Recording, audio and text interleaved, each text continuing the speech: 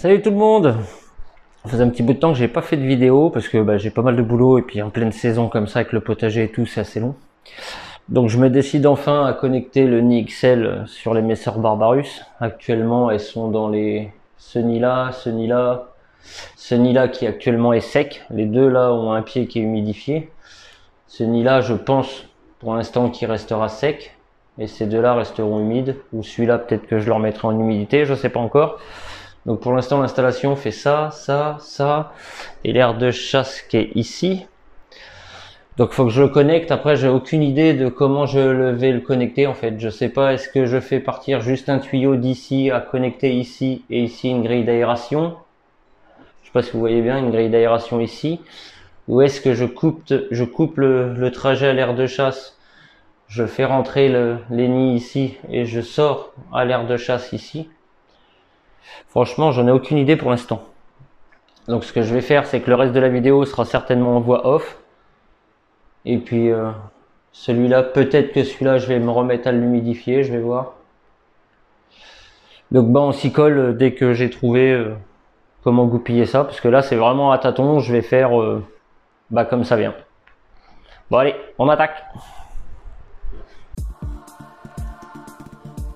Bon c'est parti. Donc là on peut voir que je mets un bouchon sur la deuxième sortie du nid, puisque je vais connecter d'abord la première entrée pour éviter qu'elle se barre direct. J'ai mis un petit bouchon à la sortie droite du nid. Donc là on va voir pour prendre la bonne mesure au niveau du tuyau. Donc j'ai vraiment fait ça au pif, hein. Au fur et à mesure que ça avançait, je me suis décidé comme ça. Donc là je prends la mesure que j'ai besoin pour couper mon tuyau. Je prépare mes bouchons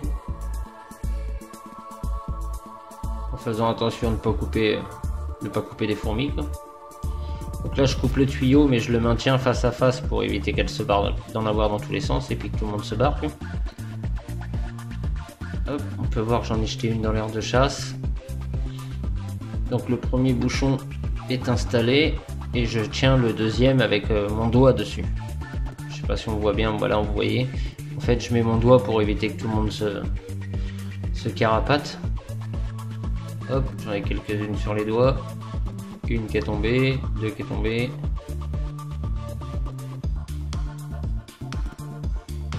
Donc mes bouchons d'extrémité sont bouchés.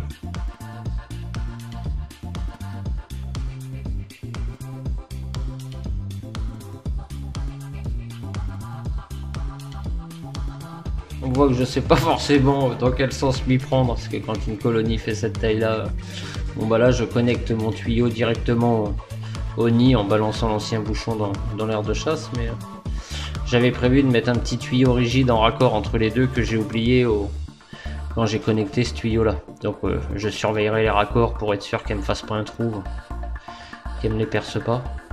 S'il y a souci, je redéconnecterai et je mettrai un petit tuyau de renfort. Jusqu'à aujourd'hui, elles m'ont pas grignoté mes tuyaux, donc je pense pas que je suis emmerdé de ce côté-là. Donc là, le premier tuyau est branché, et comme c'est sur l'axe sortie des nids air de chasse, forcément j'ai du monde qui est arrivé tout de suite. On peut voir qu'en peu de temps, j'ai déjà du monde un peu partout. Et j'en ai aussi qui s'affolent au bouchon de sortie qui est en haut. J'ai mis un bac d'eau, un bac pour mettre de l'eau au cas où si vraiment je veux l'humidifier. Pour l'instant il restera sec et je pense pas mettre de cache dessus. Les autres sont cachés, les fourmis sont dans le noir, mais sur celui-là je pense que je le laisserai comme ça. Si elles s'en servent réellement bien de grenier et que tout se passe bien, je pense que je le laisserai sans cache. Donc on peut voir qu'il y a déjà pas mal de peuple. À l'intérieur.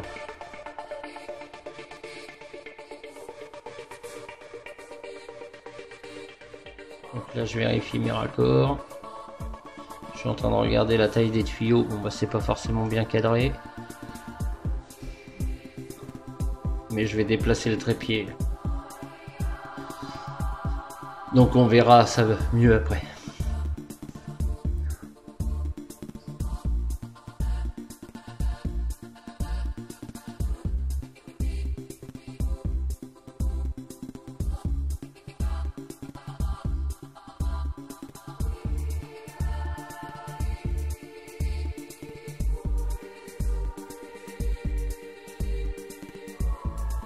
En tout cas, j'adore le rendu que ça donne au labo. Parce que là, je peux vraiment voir mes majors, je peux vraiment... Même pour filmer, ça va être beaucoup plus pratique quand c'est du grand format, quoi. Là, c'est mon air de chasse qui fait ridicule maintenant. Donc là, on peut voir, j'ai enlevé l'aquarium avec les capitatus qui étaient au bout. Je l'ai fait sauter, je l'ai déplacé sur l'étagère d'en dessous pour pouvoir être tranquille. Donc là, je regarde que le tuyau soit assez long. Bon, bah, celui-là est un peu trop court. Donc ce que je vais faire, c'est que je vais remettre un deuxième raccord. Parce que j'arrive sur la fin de ma réserve de tuyaux, donc il va falloir que j'en recommande.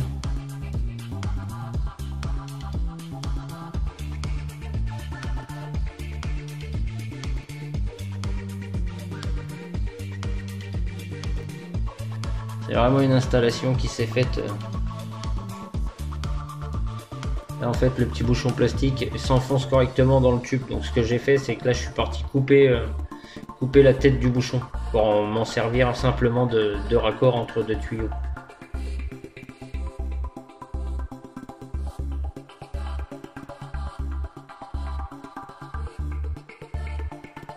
Hop là, comme ça. Le bouchon est coupé. J'ai un tuyau qui est enfoncé dedans, celui-là va s'enfoncer dans le deuxième comme celui qui m'a servi de bouchon. Je m'attendais à me retrouver avec des fourmis partout, mais je suis relativement content parce que j'en ai vraiment pas eu beaucoup en balade. Et quand j'ai fait ça, j'ai pas pu m'empêcher de penser à Yassi.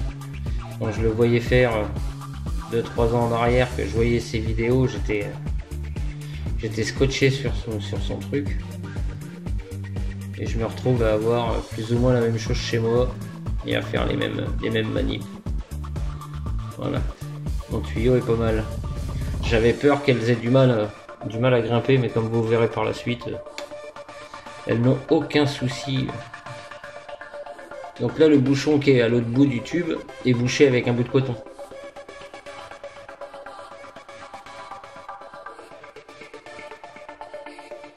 De façon à ce que je puisse mettre mon tube de raccord, parce que je sais qu'elles vont se jeter dedans directement.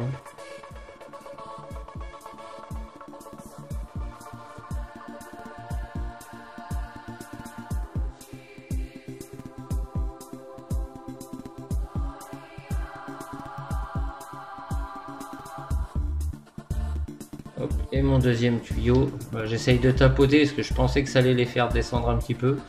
Mais en fait, elles étaient tellement tassées dedans que personne n'est descendu. Hop, donc j'enlève le bouchon, je mets mon doigt et je reconnecte les deux. Comme j'ai toujours fait, j'aime bien mettre mes doigts sur le bout, comme ça au moins je suis sûr que j'ai pas d'évasion. J'en ai quelques-unes qui arrivent à se tailler, mais j'en ai pas forcément beaucoup, quoi. Ça m'évite après de courir dans tous les sens.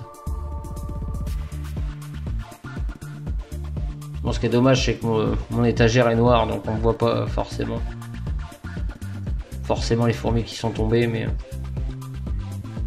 le fait d'avoir des murs blancs avec les tuyaux dessus, c'est franchement bien parce que ça me permet vraiment de voir leur balade.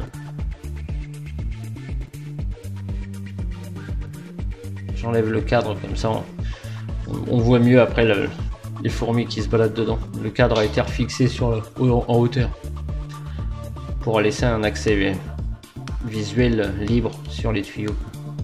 Donc mon aire de chasse va être grand temps que je la change, parce que maintenant elle est vraiment beaucoup trop petite.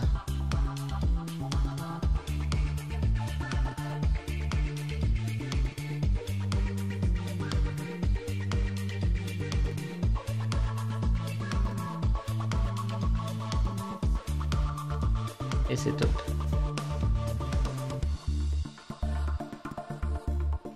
Donc voilà l'aire de chasse qui est vraiment petite. Donc là je vais la doubler voire tripler la taille sur la prochaine que je vais faire.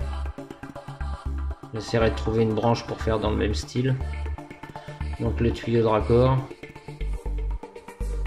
Donc elle monte aisément la pente. Je pensais que elles allaient galérer à grimper, mais comme vous pouvez voir, Ça les gêne pas plus que ça. Donc elles ont vraiment pas mis de temps. En l'espace de 10 minutes, 15 minutes, j'avais déjà du monde sur toute la surface du nid.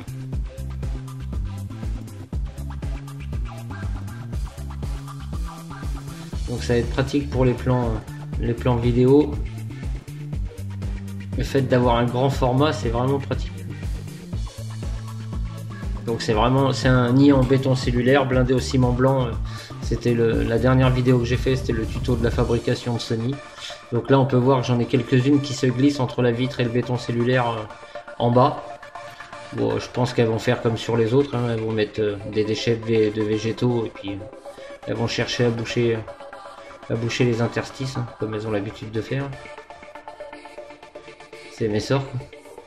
Le deuxième tuyau, le bouchon vert, c'est une grille d'aération. Donc là on a le tuyau qui les emmène au nid plat, que j'ai rehumidifié.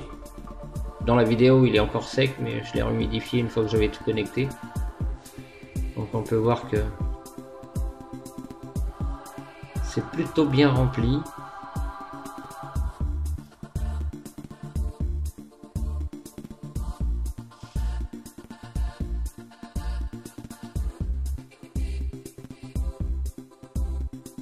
Je m'attendais à ce qu'en le laissant sec que ça soit un grenier, mais elles y mettent quelques graines, mais c'est surtout de la nymphe.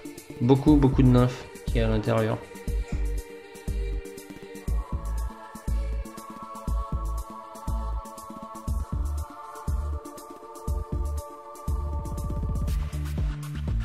Donc là on est sur le nid plat en pierre, hein, fabrication maison.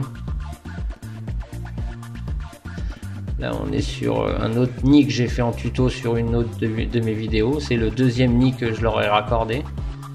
En béton cellulaire pareil, avec un pied qui trempe. On peut voir qu'elles m'ont fait un beau grenier. Elles ont mis du temps avant de mettre des graines dedans. Mais...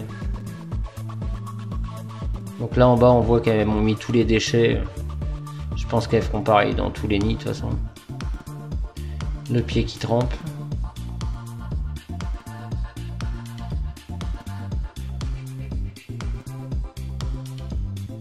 Et le tout premier nid, c'est le premier nid dans lequel je les ai mis. Ça devait être une trentaine quand je les ai installés dedans. C'est leur nid de démarrage. Elles ont commencé en tube et c'est le premier nid que j'ai connecté. Elles sont toujours dedans. La gine n'a jamais bougé de ce nid là. D'ailleurs, on peut voir la duchesse là en bas. On va la voir un peu mieux après. Voilà, on peut voir ma duchesse tête rouge.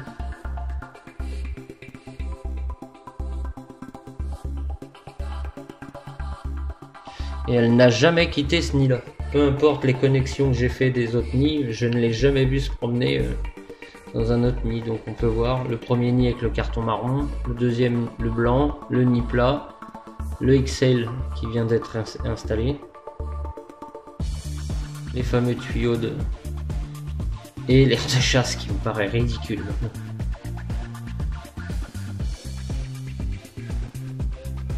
Donc comme vous pouvez voir, elles ont vraiment aucune difficulté à grimper, quoi.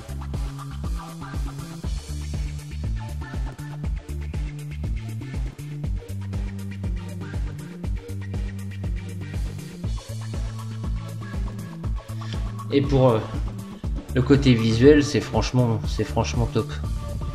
Là, je peux vraiment me régaler de pouvoir les voir faire leur aller-retour, voir enfin mes majors.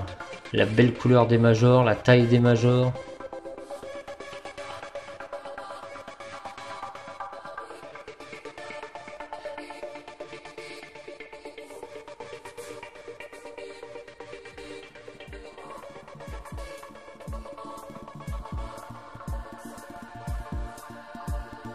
Pour les plans vidéo, ça va vraiment être un nid qui va vraiment être top. Ça c'est vraiment cool. Vraiment quelque chose que je vais apprécier.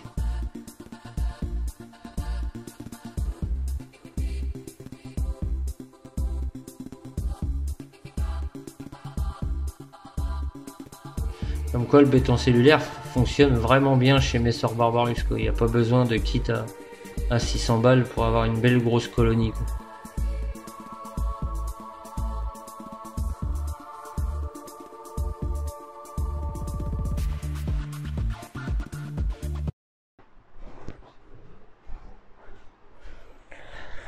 Bon bah voilà, j'ai pas eu forcément beaucoup d'évasion, j'ai dû en avoir ouais, 4 ou 5 seulement qui sont partis en vadrouille, donc je m'en sors plutôt pas mal. Donc le nid là-bas, 2, 3, le 4e nid. Bon bah maintenant mon aire de chasse fait un peu ridicule, donc il va falloir que je m'affole pour leur fabriquer leur plus grande aire de chasse. J'ai déjà tout ce qui est vitre à l'atelier, il me faut juste le temps pour faire le montage, donc je ferai ça en tuto, hein. C'est sûr et certain que je filmerai la fabrication. Donc là j'ai mesuré entre le bout de mon aire de chasse et le premier nid, mon installation fait au total 2 mètres 40. Donc là je leur ai mis une bonne portion de graines, histoire qu'elles me ramènent tout ça et puis qu'elles se mettent à faire leur boulot. Donc j'espère que cette petite vidéo vous aura plu. Merci à vous tous, on est de plus en plus nombreux, donc franchement c'est hyper valorisant pour moi, je sais que ça me touche énormément. Donc je vous remercie tous. Je vous fais à tous un gros bisou et à bientôt pour une nouvelle vidéo.